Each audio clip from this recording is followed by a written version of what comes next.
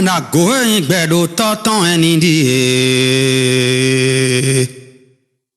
ainda unke kwere nu ngbe no edo mi pon kana papa un check me boni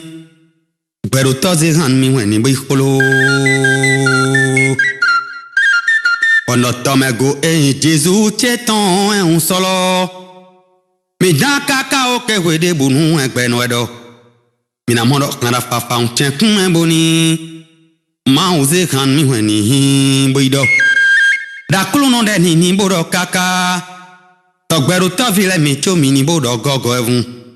mi pon kana papa ni on dielo de wa yi han lo ton e ma bo ikon lo to ton che do ni kon den wa ne on yesin se on azonbo ni on ha gbo yiwa we na on kunja gbo na gbo gbe o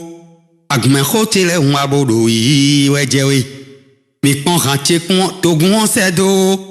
depuis Kpikpkakèdè do un abodo do iwe emi bro ni wa hilo fe poni toi ni hondi e ja hagme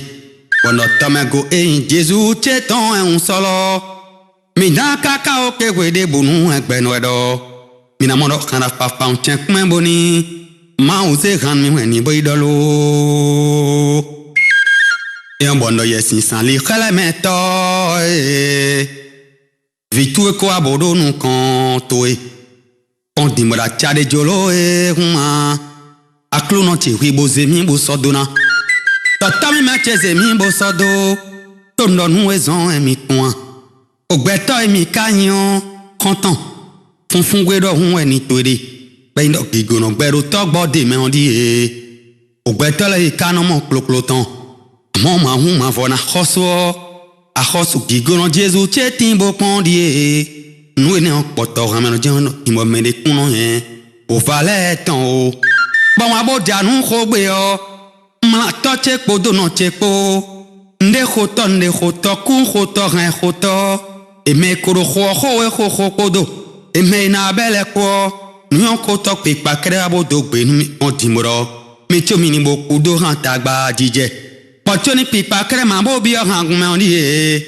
be vie Kpikpkakèdè ton le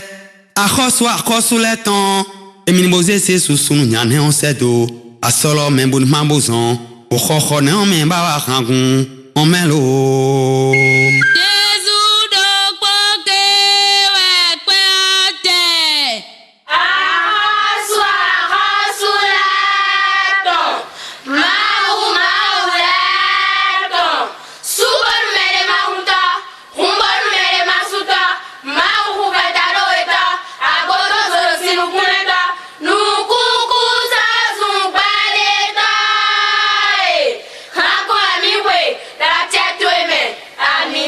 bondo khandi mama la weton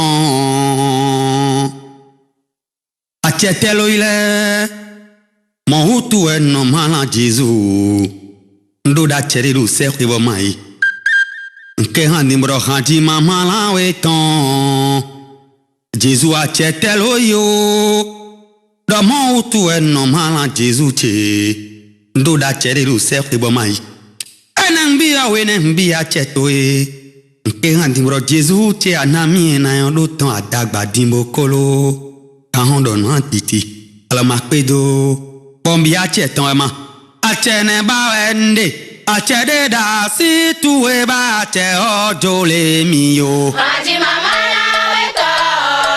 ache te we ile mo utu e mana Jesus tell se we bai ache oba wende ache de da si tu e ba ache ona dada Haji mama na weto ache te we ile mo utu e mana Jesus tell se we bai ache oba wende ache de da si tu e ba ache ojo le mi yo Haji mama na weto ache te we ile mo utu e mana Jesus tell se we bai ache ne ba wende ache de da si tu e ba ache ona chocho Haji mama na weto ache